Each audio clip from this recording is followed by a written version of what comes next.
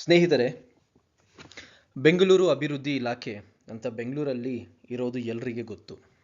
ಅವರು ಮೂಲ ಕಾರಣ ಇರೋದು ಅಂತ ಇದ್ದರೆ ಬೆಂಗಳೂರಿಗೆ ಅಭಿವೃದ್ಧಿ ನೋಡೋದು, ಬೆಂಗಳೂರಿಗೆ ಏನು ಒಳ್ಳೇದು ಮಾಡಬೇಕಂತ, ಜನಹಿತಗೆ ಏನು ಒಳ್ಳೇದಿರುತ್ತಂತ ಅದು ಮಾಡಬೇಕಾಗಿತ್ತು ಅವ್ರ ಕರ್ತವ್ಯ. ಆದರೆ ಅವರು ಮಾಡ್ತಾ ಇರೋದು ಕೆಲಸನೇ ಬೇರೆ, ಸ್ವಲ್ಪ ಸ್ಟೈಲೇ ಬೇರೆ. ಬ್ರಿಟಿಷ್ ಪ್ರಕಾರ ನಡೀತಾ ಇದ್ದಾರೆ ಅವರು. ಬ್ರಿಟಿಷ್ ಯಾವ ಕಡೆ ಲಾಭ ಸಿಗತ್ತೆ ಆ ಕಡೆ ಸೀದಾ ಹೋಗ್ತಾರಲ್ವ, ಅದೇ ಪ್ರಕಾರ ಯಾವ ಕಡೆ ಅವರು ಬರ್ತಾರೆ, ಏನಾದರೂ ಅಲ್ಲಿ ಲ್ಯಾಂಡ್ ಡೆವಲಪ್ಮೆಂಟ್ ಆಗಿ ಡೆವಲಪ್ಮೆಂಟ್ ಮಾಡಿ ಸ್ವಲ್ಪ ಕಾಸು ಜಾಸ್ತಿ ಬರ್ತಾ ಇದ್ರೆ ಸೀದಾ ಆ ಕಡೆ ಬಂದುಬಿಟ್ಟು ಅಕ್ವೈರ್ ಮಾಡೋದು ಕೆಲಸ ಅವರು. ಅದೇ ಪ್ರಕಾರ ಇವತ್ತು ಅವರು PRR2 ಅಂತ ಒಂದು ಹಳೇ ಪ್ರಾಜೆಕ್ಟನ್ನು ರೀಓಪನ್ ಮಾಡಿದ್ದಾರೆ. ಅದ್ರ ಬಗ್ಗೆ ಸ್ವಲ್ಪ ಡೀಟೇಲ್ ಆಗಿ ಮಾತಾಡೋಣ. ಸೊ ಇದು ಸ್ಟಾರ್ಟ್ ಆಗಿರೋದು ಯಾವಾಗಂದರೆ ಅರ್ಬನ್ ಡೆವಲಪ್ಮೆಂಟ್ ಡಿಪಾರ್ಟ್ಮೆಂಟ್ ಅಂತ ಗೌರ್ಮೆಂಟ್ ಆಫ್ ಕರ್ನಾಟಕ, ಇವ್ರ ಕೆಳಗಡೆ ಬರೋದು BDA. ಇವ್ರಿಗೆ ಒಂದು ಕರ್ತವ್ಯ ಇತ್ತು. ಸುಮಾರು 2004 ಇವರು ಒಂದು ಪ್ಲ್ಯಾನ್ ಮಾಡಿದ್ದಾರೆ, ಸರ್ವೆ ಮಾಡಿ ಪ್ಲ್ಯಾನ್ ಮಾಡಿದ್ದಾರೆ. ಏನು ಪ್ಲ್ಯಾನಪ್ಪ ಅಂತ ಇದ್ದರೆ, ಒಂದು ರಿಂಗ್ ರೋಡ್ ಮಾಡೋಣಂತ 2004 ಶ್ರೀ ಎಸ್.ಎಂ. ಕೃಷ್ಣ ಅವರು ಅವರು ಆಸೆ ಇತ್ತು. ಹೈದರಾಬಾದಲ್ಲಿ ನೋಡಿದ್ರು ಅವರು. ಅದೇ ಪ್ರಕಾರ ಬೆಂಗಳೂರಿಗೆ ಒಂದು ಮಾಡೋಣ, ಒಂದು ಸರ್ಕಲ್ ಕಂಪ್ಲೀಟ್ ಬೆಂಗಳೂರು ಕವರ್ ಮಾಡೋಣ, ಅದೇ ಪ್ರಕಾರ ಮಾಡೋಣ ಅಂತ ಒಂದು ಆಸೆ ಇತ್ತು. ಆದರೆ ಆ ಆಸೆ ಇದ್ದು ಈ ಕಡೆ ಅರ್ಬನ್ ಡೆವಲಪ್ಮೆಂಟ್ ಡಿಪಾರ್ಟ್ಮೆಂಟ್ ಅವ್ರದ್ದು ಕರ್ತವ್ಯ ಏನಿತ್ತು, ಅವರು ಸರಿಯಾಗಿ ಪ್ಲ್ಯಾನ್ ಮಾಡಬೇಕಾಗಿತ್ತು. ಅವರು 1995 ನೈಸ್ ರೋಡ್ ಒಂದು ಅನುಮತಿ ಕೊಟ್ಟಿರೋದು ಬೆಂಗಳೂರು ಡಿಪಾರ್ಟ್ಮೆಂಟ್ ಅವರೇ ಕೊಟ್ಟಿರೋದು ಅನುಮತಿ. ಆ ಅನುಮತಿಗೆ ನೋಡ್ದಿಲ್ದೆ ಅವರು ನಿರ್ಣಯ ತಗೊಂಡಿದ್ದಾರೆ. ನೈಸ್ ರೋಡ್ ನೋಡ್ದಿಲ್ದೆ ಅವರು ಇನ್ನೊಂದು ಪ್ರಾಜೆಕ್ಟ್ ಮಾಡಿಬಿಟ್ಟಿದ್ದಾರೆ. ಆ ಕಾರಣಕ್ಕೋಸ್ಕರ ಈ ಪೆರಿಫರಲ್ ರಿಂಗ್ ರೋಡಲ್ಲಿ 2 ಫೇಸ್ ಮಾಡಿದರು. PRR1 north leg, PRR2 south leg. North ಲೆಗ್ಗೆ ಅನುಮತಿ ಇತ್ತು, ಫೈನಲ್ ನೋಟಿಫಿಕೇಶನ್ ಕೊಟ್ಟಿದ್ದಾರೆ. ಆದರೆ ಸೌತ್ ಲೆಗ್ಗೆ ಅನುಮತಿ ಇರಲಿಲ್ಲ, ಸೊ ಫೈನಲ್ ನೋಟಿಫಿಕೇಶನ್ ಆಗಿರಲಿಲ್ಲ. ಸೊ ಇವತ್ತು ಅದೇ ಪ್ರಕಾರ 2004 ಸರ್ವೆ ಆಗಿರೋದು, ಆ ಕಾಲದಲ್ಲಿ ಏನು ಡೆವಲಪ್ಮೆಂಟ್ ಬೇಕಾಗಿತ್ತು ಬೆಂಗಳೂರಿಗೆ, ಅದೇ ಪ್ರಕಾರ ಇನ್ನೂ ನಮ್ಮ BDA ಅವರು ನಡೀತಾ ಇದ್ದಾರೆ. ಸೊ ಇದು ಮಾಡ್ತಾ ಇರೋದು ಇವಾಗ ಸರಿ ಇಲ್ಲ ತಪ್ಪಂತ ನಾವು ಸ್ವಲ್ಪ ನೋಡೋಣ. ಸೊ ಆ ಪ್ಲ್ಯಾನ್ ಇತ್ತಲ್ವಾ 2004 ಸರ್ವೆ ಪ್ರಕಾರ, ಅದಕ್ಕೆ ಅನುಮತಿ ಬಂದಿತ್ತು 2007 ನೋಡಿ, ಇವರೇ ಮಾಡಿರೋದು. ಆ ಸರ್ವೆ ಮಾಡಿ ಟೌನ್ ಪ್ಲ್ಯಾನ್ ಮೆಂಬರ್ ಇದ್ದಾರಲ್ವಾ, ಅವರು ಸೈನ್ ಮಾಡಿದ್ದಾರೆ, ಕಮಿಷನರು ಸೈನ್ ಮಾಡಿದ್ದಾರೆ. ಯಾರು ನೋಡಿಲ್ಲ, ಅದು ತಪ್ಪಿತ್ತು. ಆ ಕಡೆ ಅವ್ರು ನೋಡಬೇಕಾಗಿತ್ತು. ಡೂಪ್ಲಿಕೇಟ್ ಇನ್ಫ್ರಾ ಇತ್ತು, ಅದು ನೋಡಬೇಕಾಗಿತ್ತು. ಆವಾಗ ನೋಡಿಲ್ಲ. ಯಾಕಂದರೆ ಇದು ಸೈನ್ ಮಾಡೋಕ್ಕಿಂತ ಮುಂಚೆ ಒಂದು ಸತಿ ಅವ್ರು ನೋಡ್ತಾ ಇದ್ರೆ ಇವತ್ತು ಎಷ್ಟು ಜನರು ಪ್ರಾಬ್ಲಮಲ್ಲಿ ಇದ್ದಾರೆ ಇರ್ತಾ ಇರಲಿಲ್ಲ. ನೋಡಿ, 2007 ಆಗಿರೋದು ಪ್ಲ್ಯಾನ್. 2008 ಆ ಕಾಲದಲ್ಲಿ ಗವರ್ನರ್ ಇದ್ರಲ್ವ ಶ್ರೀ ರಮೇಶ್ವರ್ ಠಾಕೂರ್ ಅವರು, BDA ಕೈಯಲ್ಲಿ ಇದಾಗಲ್ಲ ಅಂತ ನ್ಯಾಷನಲ್ ಹೈವೇಗೆ ಕೊಟ್ಟರು. ಆದರೆ BDA ಅವರು ಇಲ್ಲ, ನಾವೇ ಮಾಡ್ತೀವಿ ಅಂತ ತಿರ್ಗಾ ವಾಪಸ್ ತೊಗೊಂಡು ಬಂದರು. ನಾವು ಪಬ್ಲಿಕ್ ಪ್ರೈವೇಟ್ ಪಾರ್ಟ್ನರ್ಶಿಪ್ ಮಾಡ್ತೀವಿ, ಇದು ಅದು ಅಂತ ತಿರ್ಗಾ ವಾಪಸ್ ತೊಗೊಂಡು ಬಂದರು.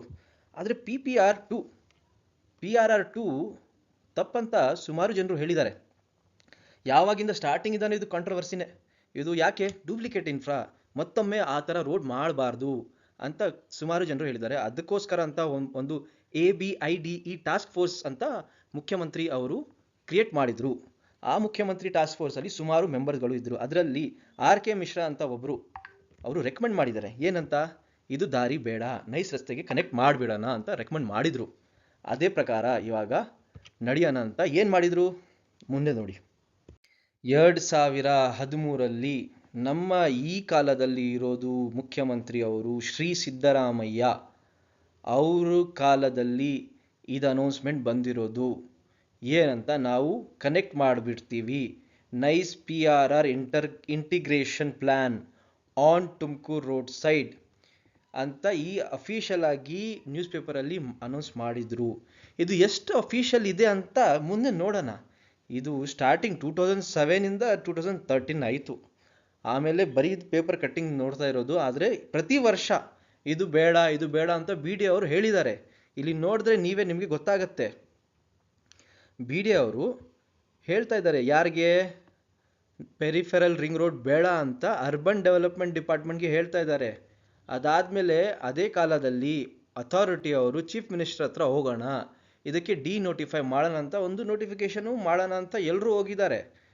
ಅದೇ ಪ್ರಕಾರ ಇದು ಪೆಂಡಿಂಗ್ ಆಗಿದೆ ಆವಾಗ. ಆದರೆ ಪೆಂಡಿಂಗ್ ಆದಮೇಲೆ 2020 PRR1 would connect to NICE road ಅಂತ DPR ಡೀಟೇಲ್ ಪ್ರಾಜೆಕ್ಟ್ ರಿಪೋರ್ಟಲ್ಲಿ ಎಲ್ರಿಗೆ ನೋಡೋಕ್ಕಾಗತ್ತೆ. ನೋಡಿ, ಇಲ್ಲಿ ಕನೆಕ್ಟ್ ಮಾಡಿದ್ದಾರೆ ಇವರು. ಈ ಕನೆಕ್ಟ್ ಮಾಡಿರೋದು ನಿಜ. ಸೊ ಈ ಡ್ರಾಫ್ಟ್ ಇಲ್ಲಿ ಯಾವ ಕಡೆಯಿಂದ ಸಿಕ್ಕಿರೋದಂದರೆ ಇದು BDO ಅವರಿಗೆ ಕೊಟ್ಟಿರೋದು. ಆದರೆ ಯಾರಿಗೆ ಗೊತ್ತಿಲ್ಲ, ಅವರು ಹಿಂದ್ಗಡೆ BDA ಅವರು PRR1 ಕಂಪ್ಲೀಟ್ ಮಾಡಿಲ್ಲ, ಇಲ್ಲ ಸ್ಟಾರ್ಟೇ ಮಾಡಿಲ್ಲ. ಈ ಕಡೆ PRR2 ಫೇಸು ಮಾಡಿಬಿಟ್ಟಿದ್ರು. 2011 ನೋಟಿಫಿಕೇಶನ್ ಕೊಟ್ಟಿದ್ದಾರೆ. ಯಾರಿಗೆ? ಆ ಮಾಗಡಿ ರೋಡ್ ತನಕ, ಕೆಂಗೇರಿಯಿಂದ ಮಾಗಡಿ ರೋಡ್ ತನಕ ಒಂದು ಫೇಸ್ಗೆ ಕೊಟ್ಬಿಟ್ಟಿದ್ದಾರೆ. ಅಲ್ಲಿ ಜನರು ಆವಾಗ ಫೈಟ್ ಮಾಡಬೇಕಾಗುತ್ತೆ ನೋಡಿ. PRR2ಗೆ ರೀಓಪನ್ ಮಾಡಿರೋದು 2024 ಯಾರಪ್ಪ ಅಂತ ಇದ್ರೆ, ನಮ್ಮ BDಯಲ್ಲಿ ಚೇರ್ಮನ್ ಹೊಸೊಬ್ಬರು ಬಂದಿದ್ದಾರೆ. ಅವರು ಇದು ಮಾಡೋಣ, BDA PRR2 south leg was always in plan ಅಂತ ಅವರು ಹೇಳಿದ್ದಾರೆ. ಯಾಕೆ? ಇವ್ರು ಇನ್ನೂ ನೋಡ್ತಾ ಇರೋದು ಯಾವುದು? 2015 ಮಾಸ್ಟರ್ ಪ್ಲ್ಯಾನೇ ನೋಡ್ತಾ ಇರೋದು. ಅಂತ ಆಸೆ ಇರ್ತಾ ಇದ್ದರೆ ಯಾಕಪ್ಪ ಇವರು ರಿಜಿಸ್ಟ್ರೇಷನ್ ಎಲ್ಲ ಮಾಡಿದ್ದಾರೆ? Notify ಲ್ಯಾಂಡ್ಗೆ block ಮಾಡಬೇಕಲ್ವಾ? ಯಾಕೆಪ್ಪ ಮಾಡಿರೋದು? ನೀರು ಕನೆಕ್ಷನ್, ರೋಡು, ಟ್ಯಾಕ್ಸ್ ಕಲೆಕ್ಷನ್ ಎಲ್ಲ ಮಾಡ್ತಾ ಇದ್ದಾರೆ, ರೆವೆನ್ಯೂ ಎಲ್ಲ ಮಾಡ್ತಾ ಇದ್ದಾರೆ. ಆದರೆ ಯಾವಾಗಲೂ ಇದು ಯಾಕೆಂದರೆ BDA ಆಲ್ವೇಸ್ ಕ್ಲಾರಿಟಿ ಕೊಟ್ಟಿಲ್ಲ. ದೇ ಆಲ್ವೇಸ್ ಪ್ಲೇ ಹಿಂದ್ಗಡೆ ಒಂದು ಸ್ವಲ್ಪ ಮುಚ್ಕೊಂಡೆ, ಒಂದು ಸ್ವಲ್ಪ ಡೀಟೇಲ್ ಆಗಿ ಕ್ಲಾರಿಟಿ ಕೊಟ್ಟಿಲ್ಲ ಜನರಿಗೆ. ಇಲ್ಲ ಅಂತ ಇದ್ರೆ ಇಲ್ಲಪ್ಪ ನಾವು PRR2 ಮಾಡ್ತೀವಿ ಅಂತ ಇರ್ತಾ ಇದ್ರು. ಯಾರು 2007 ಆದಮೇಲೆ ಅದಕ್ಕೆ ಕೈಯೇ ಆಗ್ತಾ ಇರಲಿಲ್ಲ. ಹೊಸೊಬ್ಬರು ಯಾರ್ಯಾರು ಪ್ರಾಪರ್ಟಿ ತೊಗೊಂಡಿದ್ದಾರೆ, ರೆವಿನ್ಯೂ ಲ್ಯಾಂಡ್ 5 ಲಕ್ಷ 10 ಲಕ್ಷ 15 ಲಕ್ಷ ಹಾಕಿದ್ದಾರೆ, ಅವ್ರು ತೊಗೊಳ್ತಾನೆ ಇರಲಿಲ್ಲ. ಇವತ್ತು ಇವ್ರು ಮಾಡಿರೋದು ತಪ್ಪಂತ ನಾನು ತೋರಿಸ್ತೀನಿ ನೋಡಿ. ನಾನು ಮೊದಲೇ ಹೇಳಿದ್ದೀನಿ ಅಲ್ವಾ, BDA ಅವ್ರಿಗೆ ಯಾಕಪ್ಪ ಈ ಹೆಸರು ಕೊಟ್ಟಿರೋದಂತ ಇದ್ದರೆ, ಇಂಥ ಒಂದು ಆಸೆ ಇಟ್ಕೊಂಡು ಜನರ ಹಿತ ಇಲ್ಲದೆ ಕೆಲಸ ಮಾಡ್ತಾ ಇದ್ರೆ ತಪ್ಪಲ್ವಾ? ಎಲ್ಲರೂ ನೀವೇ ಹೇಳಿ. The cost of acquiring land is very high ಅಂತ ಇವ್ರಿಗೆ. ಯಾಕಪ್ಪ ಅಕ್ವೈರ್ ಮಾಡ್ತೀರಾ? ಅಕ್ವೈರ್ ಮಾಡಬೇಡಿ. ನೀವು ಇಕೋ ಫ್ರೆಂಡ್ಲಿ ಇಲ್ಲ, ಕಂಪನ್ಸೇಷನ್ ಫ್ರೆಂಡ್ಲಿ ಇಲ್ಲ, ನಿಮ್ಮ ಕೈಯಿಂದ ಕೊಡ್ತಾ ಇದ್ದೀರಾ. ನಮಗೆ ಬೇಡ. ಫಸ್ಟ್ ನಾವು ಕೊಟ್ಟಿರೋದು ಟ್ಯಾಕ್ಸ್, ಡೈರೆಕ್ಟ್ ಇರಲಿ ಇಂಡೈರೆಕ್ಟ್ ಇರಲಿ, ಆ ಟ್ಯಾಕ್ಸ್ ಬಗ್ಗೆ ಹೇಳಿ. ಟ್ಯಾಕ್ಸ್ ಸರಿಯಾಗಿ ಯೂಸ್ ಮಾಡ್ತಾ ಇದ್ದೀರಾ ನೀವು ಇನ್ನೂ 1894 ಲ್ಯಾಂಡ್ ಅಕ್ವಿಸಿಷನ್ ಆ್ಯಕ್ಟ್, ಅದೇ ಬ್ರಿಟಿಷ್ ಅವ್ರು ಕೊಟ್ಟಿರೋದು ಲ್ಯಾಂಡ್ ಅಕ್ವಿಸಿಷನ್ ಆ್ಯಕ್ಟ್ ಫಾಲೋ ಮಾಡ್ತೀರಾ? ಇಲ್ಲ, ನೀವು ಫಾಲೋ ಮಾಡೋಂಗಿಲ್ಲ. ನಾವು ಜನರು, ನಮ್ಮಿಂದ ಸರ್ಕಾರದಿಂದ ನಾವಿಲ್ಲ, ಅದು ನಿಜ. BDA ಅವರು ಇನ್ನೂ ಜನರದು ನೋವು ನೋಡ್ದಿಲ್ದೆ, ಜನರಿಗೆ ಆಗ್ತಾ ಇರೋದು ತೊಂದರೆ ನೋಡ್ದಿಲ್ದೆ ಇನ್ನೂ ಇಲ್ಲ ನಾವು ರೋಡ್ ಮಾಡ್ತಾ ಇದ್ದೀವಿ ಅಂತ ಇದ್ದರೆ ಅವರು ಲೀಗಲ್ ಆಗಿ ರಾಂಗ್. ಮಾಡಬಾರ್ದು. ಅವರು ಪಕ್ಕ ಲೀಗಲಲ್ಲಿ ಇಲ್ಲ ಅಂತ ತಿರ್ಗಾ ಮಾಡ್ತೀರಾ ಅಂತ ಇದ್ದರೆ ಅವರು ಪಕ್ಕ ಬ್ರಿಟಿಷ್ ಅವರೇ. ದೇ ಆರ್ ನಾಟ್ ಬೆಂಗಳೂರವರು. ಇಲ್ಲ, ನಮ್ಮ ಜನಹಿತಕ್ಕೋಸ್ಕರ ಇಲ್ಲ ಅವರು. Duplicate infra section 11 of Karnataka town and country planning, urban planning ಅವರು ಸರಿಯಾಗಿ ಜನರ ಡಿಪಾರ್ಟ್ಮೆಂಟ್ ಅವರ ಜೊತೆಯಲ್ಲಿ ಕೂತ್ಕೊಂಡು ಇದು ಬೇಕಾಗಿತ್ತಾ, ಇಲ್ಲ ಇನ್ನೊಂದು ರೋಡ್ ಮಾಡ್ತಾ ಇದ್ದೀವಿ ಅಂತ ಯಾರಾದರೂ ಸರಿಯಾಗಿ ಮಾಡ್ತಾ ಇದ್ದರೆ ಇದು ತೊಂದರೆ ಇರ್ತಾ ಇರಲಿಲ್ಲ. ಇದು ಮಾಡಿರೋದು ತಪ್ಪು. It is pure duplicate of infrastructure. Indian roads Congress guidelines ಪ್ರಕಾರ ಡೂಪ್ಲಿಕೇಟ್ ಇನ್ಫ್ರಾ ಇರಬಾರ್ದು. ಒಂದು ರೋಡ್ ಇದ್ದರೆ ಅದು ಏನು ಬೆನಿಫಿಟ್ ಕೊಡ್ತಾ ಇದೆ ಅದೇ ಪ್ರಕಾರ ಇನ್ನೊಂದು ರೋಡ್ ಇರಬಾರ್ದು. ಸುಮಾರು ಸೆಕ್ಷನ್ ಪ್ರಕಾರ ಲಾ ಇದೆ. ಕರ್ನಾಟಕ ಟೌನ್ ಪ್ಲಾನಿಂಗ್ ಇರಲಿ, ಇಂಡಿಯನ್ ರೋಡ್ ಗೈಡ್ಲೈನ್ಸ್ ಪ್ರಕಾರನೂ ಇರಲಿ, ಸುಮಾರು ಸೆಕ್ಷನ್ಗಳು ಇವೆ. ಅವರು ಅದೇ ಪ್ರಕಾರ ನಡಿಬೇಕು. ಇದು ಕೇಳಬೇಕವರು ಯಾರು? ನಾವೇ ಕೇಳಬೇಕು. ಬರೀ PRR ಇಫೆಕ್ಟೆಡ್ ಪರ್ಸನ್ ಅಲ್ಲ, ಯಾರಿಗೆ PRR ಇಂದ ತೊಂದರೆ ಬಂದಿದೆ ಅವರಲ್ಲ, ಬೇರೆಯವರು ಬಂದಬೇಕು. ಯಾಕೆಂದರೆ ನಮ್ಮ ಎಲ್ಲರದ್ದು ಕಾಸು ಬೆಂಗಳೂರಿಂದ ಧಾರವಾಡ ಎಲ್ಲ ಕಡೆ ಕರ್ನಾಟಕದಿಂದ ಯಾರ್ಯಾರು ಟ್ಯಾಕ್ಸ್ ಕೊಡ್ತಾ ಇದ್ದಾರೆ ಅವರೆಲ್ಲ ಕಾಸೇ ಇದು. ಬೇರೆಯವರು ಯಾರು ಮಿನಿಸ್ಟರ್ ಇಲ್ಲಿ ಜೇಬಿಂದ ತಗೊಂಡು ಆಗ್ತಾ ಇಲ್ಲ. ಸೊ ಇದು ಬರಬಾರ್ದು. ಮತ್ತೆ ಫೈನಾನ್ಷಿಯಲ್ ಮಿಸ್ಮ್ಯಾನೇಜ್ಮೆಂಟ್ ಅಂತ ಹೇಳ್ಬೋದು. ನಿಜವಾಗಿ ಇವರು ಇರೋದು ಕಾಸನ್ನು ಮಿಸ್ಯೂಸ್ ಮಾಡ್ತಾ ಇದ್ದಾರೆ. ಫಸ್ಟೇ ಈ ಕಾಲದಲ್ಲಿ ನೋಡಿದ್ರೆ ಆವಾಗ ನ್ಯೂಸ್ ಬರ್ತಾ ಇರುತ್ತೆ, ಕರ್ನಾಟಕದಲ್ಲಿ ಕಾಸಿಲ್ಲ, ನಾವು ಫ್ರೀವಿ ಕೊಡೋಕ್ಕಾಗಲ್ಲ, ಎಲ್ಲ ಫ್ರೀಯಲ್ಲಿ ಕೊಡೋಕ್ಕಾಗತ್ತೆ ಅಂತ ಕೇಳ್ತಾ ಇದ್ದಾರೆ. ಯಾರು? ನಮ್ಮ ಮಂತ್ರಿಗಳ್ರೆ, ಅವರೇ ಕೇಳ್ತಾ ಇರೋದು. ಏನಾದರೂ ನಿಷ್ಪಕ್ಷವಾಗಿ ಏನಾದರೂ ಯಾರಾದರೂ ಒಂದು ಪತ್ರಕಾರ ಕೇಳಿದ್ರೆ ಏನಪ್ಪ ಎಲ್ಲ ಫ್ರೀಗೆ ಕೊಡ್ಬೇಕಂತ ಇಂಥ ಕ್ವಶನ್ ಮಾಡ್ತಾರೆ ಇವರೆಲ್ಲರೂ. ಯಾಕೆ ಇಂಥ ಅನ್ಎಥಿಕಲ್ ಪ್ರಾಕ್ಟೀಸ್ ಮಾಡ್ತಾ ಇರೋದು ಗೊತ್ತಿಲ್ಲ. ಮೊದಲೇ ಹೇಳಿದ್ದೀನಿ, ಒಂದು ಮೇಜರ್ ತಪ್ಪು ನಾವೆಲ್ಲರೂ ಮಾಡಿರೋದು ಏನಂದರೆ, PRR2 ಅಲ್ಲಿ ಈ ಸ್ಟ್ರೆಚ್ ಇದೆ ಅಲ್ವಾ ನೋಡಿ, ಈ ಸ್ಟ್ರೆಚ್ಗೆ ಜನರಿಗೆ ಗೊತ್ತೇ ಇಲ್ಲ, ಸುಮಾರು ಜನರಿಗೆ ಗೊತ್ತಿಲ್ಲ. ಯಾಕಂತ ಇದ್ರೆ ಜನರು ನ್ಯೂಸ್ ನೋಡೋರು ಇಲ್ಲ, ಜನರು BDAಗೆ ಹೋಗಿ ವಿಚಾರಿಸೋರು ಇಲ್ಲ. ಇಲ್ಲಿಂದ ಇಲ್ಲಿ ತನಕ ಅವರು ಒಂದು ರೋಡ್ ಮಾಡಿಬಿಟ್ಟಿದ್ದಾರೆ. ಕೆಲವು ಪೆಂಡಿಂಗ್ ಕೇಸ್ಗಳು ಇದ್ವಿ, ಅದು ಮೊನ್ನೆನೂ ಕ್ಲಿಯರ್ ಮಾಡಿಕೊಟ್ಬಿಟ್ಟಿದ್ದಾರೆ. ಎಲ್ರಿಗೆ ಒಂಥರ ಸರ್ಪ್ರೈಸ್ ನೋಡಿ ಜನರು, ಸ್ನೇಹಿತರೆ. ಇವರು PRR1 ಸ್ಟಾರ್ಟ್ ಮಾಡಿಲ್ಲ, ಇದು ಸ್ಟಾರ್ಟೇ ಮಾಡಿಲ್ಲ, ಇದು ಕಂಪ್ಲೀಟ್ ಮಾಡಿಬಿಟ್ಟಿದ್ದಾರೆ. ಕಾರಣ ಏನಪ್ಪ ಅಂತ ಇದ್ದರೆ, ಇಲ್ಲಿ ಅಕ್ಕಪಕ್ಕ ಲೇಔಟ್ ಹಾಕಿ ಕಮರ್ಷಿಯಲ್ ಪ್ರಾಪರ್ಟಿ ಮಾಡ್ತೀವಿ, ನಿಮ್ಮಿಂದ ನಾವು 1 ರೂಪಾಯಿಗೆ ತೊಗೊಂಡಿರೋದು ಇಲ್ಲಿ 15 ರೂಪಾಯಿಗೆ ಮಾರ್ತೀವಿ ಅಂತ ಅದೇ ಪ್ರಕಾರ ಲೆಕ್ಕ ಮಾಡಿಕೊಂಡು ಬಡವರಿಗೆ ಇನ್ನೂ ಬಡವ ಮಾಡಿಬಿಟ್ಟಿದ್ದಾರೆ. ಇದು ನಿಜ. ಖಂಡಿತವಾಗಿ ಇಂಥ ಡಿಪಾರ್ಟ್ಮೆಂಟೇ ಬೇಡ ಅಂತ ಒಂದು ಸತಿ ಕಾಣಿಸುತ್ತೆ. ಕೆಂಗೇರಿಯಿಂದ ಮಾಗಡಿ ರೋಡ್ ತನಕ ಇವ್ರು ಮಾಡ್ದಲ್ವಾ, ಏನು ಹೇಳ್ತಾ ಇದ್ದಾರೆ ನೋಡಿ. ನಮ್ಮ ನ್ಯಾಯಾಲಯ, ಹೈಕೋರ್ಟ್ ಆಫ್ ಕರ್ನಾಟಕ ಒಂದು ಕೇಸ್ ಹಾಕಿದ್ರು. ಯಾರು? ನಮ್ಮ ಜನರು PRR2 ಕೆಂಗೇರಿಯಿಂದ ಮಾಗಡಿ ಅವರು ಒಂದು ಹಾಕಿದ್ರು ಕೇಸು. ಅದ್ರ ಪ್ರಕಾರ ಟ್ರಾನ್ಸ್ಪರೆನ್ಸಿ ಕೇಳಿದಾಗ ನಾಟ್ ಅಪ್ಲಿಕೇಬಲ್ ಅಂತ ಹೇಳ್ತಾ ಇದ್ದಾರೆ. ಸೆಕ್ಷನ್ 44 1894 ನಾವು ಫಾಲೋ ಮಾಡ್ತೀವಿ ಅಂತ ಒಂದು ಅಫಿಷಿಯಲ್ ಆಗಿ ಡಾಕ್ಯುಮೆಂಟ್ ಇದು. ನಾನು ಶೇರ್ ಮಾಡ್ತೀನಿ ಬೇಕಂತಿದ್ರೆ. ಇದು ತಪ್ಪು. ಇಲ್ಲಿ ನೋಡ್ತಾ ಇರೋದು ನೀವು town and country planning act 1961 ಪ್ರಕಾರ ಆಬ್ಜೆಕ್ಷನ್ BDA ಅವರು ಏನು ಹೇಳಿದ್ದಾರೆ, ಒಂದು ಸತಿ ರೋಡ್ ಬಂದಾದಮೇಲೆ, ಕನ್ಸ್ಟ್ರಕ್ಷನ್ ಅಪ್ರೂವ್ ಆದಮೇಲೆ ಅದು ಯಾವಾಗಲೂ ಲ್ಯಾಪ್ಸ್ ಆಗಲ್ಲ, ಎಷ್ಟೇ ವರ್ಷ ಇರಲಿ ಲ್ಯಾಪ್ಸ್ ಆಗಲ್ಲ ಅಂತ ಆ ಸೆಕ್ಷನ್ ಮೇಲೇ ಇವರು ಕೇಸ್ ಗೆದ್ದಿದ್ದಾರೆ ನೋಡಿ. ಆ ಪಾಪ ನಮ್ಮ ಕೆಂಗೇರಿಯಿಂದ ಮಾಗಡಿ ಅವರು ಸೋಲು ಹೋಗಿದ್ದಾರೆ. ಅವರು ಫೈನಲ್ ಆಗಿ ಅವ್ರ ಮನೆ ಎಲ್ಲ ಕೊಡಬೇಕಾಗಿದ್ದಾರೆ. ಸೊ ಇದು ಆಗಿರೋದು ನ್ಯಾಯ ಇಲ್ಲ ಅಂತ ನಾನು ತಿಳ್ಕೊಂಡಿದ್ದೀನಿ. ನಮ್ಮೆಲ್ಲರಿಗೆ ಗೊತ್ತು, ಸರ್ಕಾರ ನಡಿಬೇಕಂತ ಇದ್ದರೆ ಕಾಸು ಇರಬೇಕು. ಅಂಥ ಪರಿಸ್ಥಿತಿಯಲ್ಲಿ ಕಾಸು ಬೇಕಲ್ವಾ, ಡೆವಲಪ್ಮೆಂಟ್ ಮಾಡಿ, ಇಲ್ಲ ಅಂತ ಹೇಳಲ್ಲ. ಇದು ತಪ್ಪು ಡೆವಲಪ್ಮೆಂಟ್ ಮಾಡಬಾರ್ದು. ಪಬ್ಲಿಕ್ ಸೆಂಟ್ರಕ್ಕೆ ಏನಾದರೂ ಮಾಡಿ, ಜನ ಹಿತಕ್ಕೋಸ್ಕರ ಏನಾದರೂ ಮಾಡಿ. ನೀವು ರಿಯಲ್ ಎಸ್ಟೇಟ್ ಕಂಪನಿ ಅಲ್ಲ.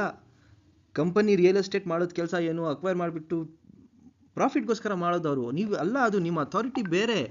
ಒಂದು ಒಳ್ಳೆ ಲೇಔಟ್ ಯಾರಾದರೂ ಮಾಡಿದರೆ ಅಲ್ಲೋಗಿ ಚೆಕ್ ಮಾಡಿ ಅವ್ರಿಗೆ ಅಪ್ರೂವಲ್ ಕೊಡಿ. ಆವಾಗ ನೀವು ಅಪ್ರೂವಲ್ಗೆ ಫೀಸ್ ಏನಾದರೂ ಇದ್ದರೆ ತೊಗೊಳ್ಳಿ. ಲಂಚ ಬೇಡ, ಫೀಸ್ ತೊಗೊಳ್ಳಿ. ಆದರೆ ಇವತ್ತು ಲಂಚ ಕೊಡಬೇಕಂತ ಪರಿಸ್ಥಿತಿ ಬಂದಿದೆ. ಲಂಚ ಬೇಡ, ಫೀಸ್ ತೊಗೊಳ್ಳಿ. BDA ಅವರು ರಿಯಲ್ ಎಸ್ಟೇಟ್ ಕಂಪನಿ ಅಲ್ಲ. ನೀವು ಒಂದು development authority, public centric development authority ಆಗಿ ದಯವಿಟ್ಟು ಪ್ಲೀಸ್ ಇದ್ದಿದ್ರೆ ನಿಮ್ಮ ಎಲ್ಲರಿಗೆ ಒಳ್ಳೇದಾಗತ್ತೆ. ಅಕಸ್ಮಾತ್ ನೀವು ಮಾಡಬೇಕಾ, ಲೇಔಟ್ ಮಾಡಬೇಕಾ, ಡೈರೆಕ್ಟಾಗಿ ಅನೌನ್ಸ್ ಮಾಡಿರಿ. ನಾವು ಜಾಯಿಂಟ್ ವೆಂಚರ್ ಮಾಡೋಣ, ಯಾರಾದರೂ ನಿಮ್ಮ ಜಾಗ ಕೊಡ್ತೀವಾ, 50% 50% ಅಂತ ಹೇಳಿ ಸುಮಾರು ಜನರು ಬಂದು ಕೊಡ್ತಾರೆ. ಅಕ್ವೈರ್ ಮಾಡಬೇಡಿ. ಅಕ್ವೈರ್ ಮಾಡಿದ್ರೆ ತುಂಬ ತೊಂದರೆ. ಜಾಯಿಂಟ್ ವೆಂಚರ್, ಜಾಯಿಂಟ್ ಡೆವಲಪ್ಮೆಂಟ್ ಮಾಡಿ. BDA ಬೆಂಗಳೂರು ಒಳ್ಳೆ ಡೆವಲಪ್ಮೆಂಟ್ ಆಗುತ್ತೆ. ನಿಮಗೆ ಲಾಭ ಇರುತ್ತೆ, ಯಾರು ಕೊಟ್ಟಿದ್ದಾರೆ ಅವ್ರಿಗೆ ಲಾಭ ಇರುತ್ತೆ. ನೀವು ಇದು ಅಕ್ವೈರ್ ಅಂತ ಜನರ ಜೀವ ಹಂಗೆ ಹಾಳು ಮಾಡ್ತಾ ಇದ್ದೀರಾ BDA ಅವರು. ಪ್ಲೀಸ್ ಏನು ಮಾಡಬೇಡಿ ಅಂತ. ನೀವು ಚೇಂಜ್ ದ ಪಾಲಿಸಿ ಚೇಂಜ್ ಮಾಡಿ. ಜನಹಿತಗೋಸ್ಕರ ಮಾಡಿ ಕೆಲಸ. ನೀವು ಇರೋದು ಜನಗೋಸ್ಕರ. ಜನರು ನಿಮಗೆ ಸೆಲೆಕ್ಟ್ ಮಾಡೋದು, ಅವ್ರು ಕೊಡ್ತಾ ಇರೋ ಟ್ಯಾಕ್ಸಲ್ಲಿ ನಿಮ್ಮ ಸ್ಯಾಲ್ರಿ, ಅವ್ರು ಕೊಡ್ತಾ ಇರೋ ಟ್ಯಾಕ್ಸಲ್ಲಿ ಡೆವಲಪ್ಮೆಂಟ್ ಎಲ್ಲ, ಡೈರೆಕ್ಟ್ ಇಂಡೈರೆಕ್ಟ್ ಎಲ್ಲ ಟ್ಯಾಕ್ಸೇ ಇರೋದು. ಇದೆಲ್ಲ ಇದೆ ಅಲ್ವಾ, ಟ್ಯಾಕ್ಸ್ ಬಗ್ಗೆನೇ ಮಾತುಕತೆ. ಸರಿಯಾಗಿ ಯೂಸ್ ಮಾಡಿ, ಜನರು ಕೊಡ್ತಾರೆ ಟ್ಯಾಕ್ಸು. ಸ್ನೇಹಿತರೆ, ಇದಕ್ಕೆ ಸೊಲ್ಯೂಷನ್ ಏನಂತ ನಾನು ಹೇಳ್ತೀನಿ ಕೇಳಿ.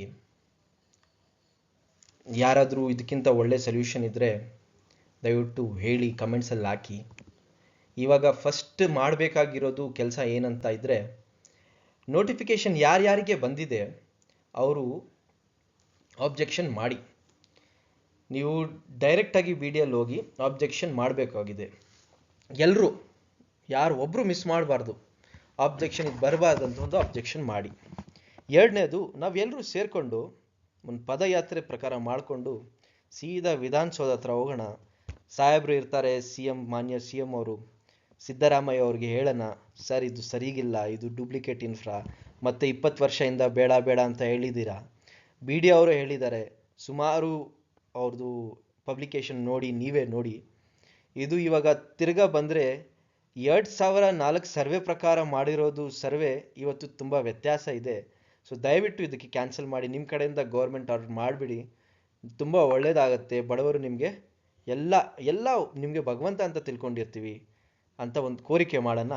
ಎರಡನೇದು, ಒಂದು ಲೀಗಲ್ ಆಗಿ PIL ಹಾಕೋಣ, ನೋಡೋಣ ಹೈಕೋರ್ಟ್ ಏನು ಹೇಳ್ತಾರೆ. ಅದರಲ್ಲಿ ನಮಗೆ ಜನಹಿತ ಆಗಿಲ್ಲ, ನಮ್ಮ ಫೇವರಲ್ಲಿ ಆಗಿಲ್ಲ ಅಂತ ಇದ್ದರೆ ಏನಿಲ್ಲ, ನಾವು ಹಂಗರ್ ಸ್ಟ್ರೈಕ್ ಮಾಡೋಣ, ಪ್ರೊಟೆಸ್ಟ್ ಮಾಡೋಣ, ಎಲ್ಲ ಮಾಡೋಣ. ಆದರೆ ಇದು ಬರಬಾರ್ದು. ಯಾಕೆ ಅಂತ ಇದ್ದರೆ ಎಷ್ಟೋ ಜನ ದಾರಿಗೆ ಬಂದುಬಿಡ್ತಾರೆ. ಸೊ ದಯವಿಟ್ಟು ನೀವು ಈ ರೋಡ್ ವಾಪಸ್ ತಗೊಳ್ಳಿ ಅಂತ ಒಂದು ಕೋರಿಕೆ. ಬೆಂಗಳೂರು ಅಭಿವೃದ್ಧಿ ಮಾಡೋಣ, ಎಲ್ಲರೂ ಸೇರ್ಕೊಂಡು ಮಾಡೋಣ. ನೀವು ಆ ರೆವೆನ್ಯೂ ಲ್ಯಾಂಡ್ ಯಾರ್ಯಾರು ಇದ್ದಾರೆ ಅವ್ರಿಗೆ ಹೇಳಿ, ಅಡಿಷ್ನಲ್ ಆಗಿ ಟ್ಯಾಕ್ಸ್ ಕೊಡಿ, ನಾವು ನಿಮಗೆ ಲೀಗಲೈಸ್ ಮಾಡ್ತೀನಿ. ಜನರು ಕೊಡ್ತಾರೆ, ಅದು ಕಾಸು ಆಗುತ್ತೆ. ಒಂದೇ ಮಾತು ಹೇಳ್ತೀನಿ, ನಾವೆಲ್ಲ ಇರೋದು ಭಾರತದಲ್ಲಿ. ಈ ಕಡೆ ಡೆಮಾಕ್ರಸಿ ಅಂತ ಇದೆ. ಇದು ಡೆಮಾಕ್ರಸಿ ಯಾರಿಗೋಸ್ಕರ ಅಂತ ಇದ್ದರೆ ನಮಗೋಸ್ಕರ. ಈ ಸರ್ಕಾರ ಇರೋದು ಜನಗೋಸ್ಕರ. ಯಾರಿಂದ? ಜನದಿಂದ. ಯಾರಿಗೋಸ್ಕರ? ಜನಗೋಸ್ಕರ. ಸೊ ನಮ್ದಿದು ಭರವಸೆ, ಇದು ಇಟ್ಕೊಂಡು ನಾವು ಇದು ಹೋರಾಟ ಪ್ರಕಾರ ಇದು ಹೋರಾಟ ಮಾಡಬೇಕಾಗಿದೆ. ಇಲ್ಲ ಅಂತ ಇದ್ದರೆ ನಾಳೆ ಇನ್ನೊಂದು ಏನಾದರೂ ತೊಗೊಂಡು ಹೊಸ ಅಕ್ವಿಸಿಷನ್ ಮಾಡೋಕ್ಕೆ ರೆಡಿ ಇರ್ತಾರೆ. ಬರೀ PRR ಎಫೆಕ್ಟೆಡ್ ಬೇಡ, ಎಲ್ಲರೂ ಬರಬೇಕು. ಇದು ಎಲ್ರದ್ದು ಹೋರಾಟ.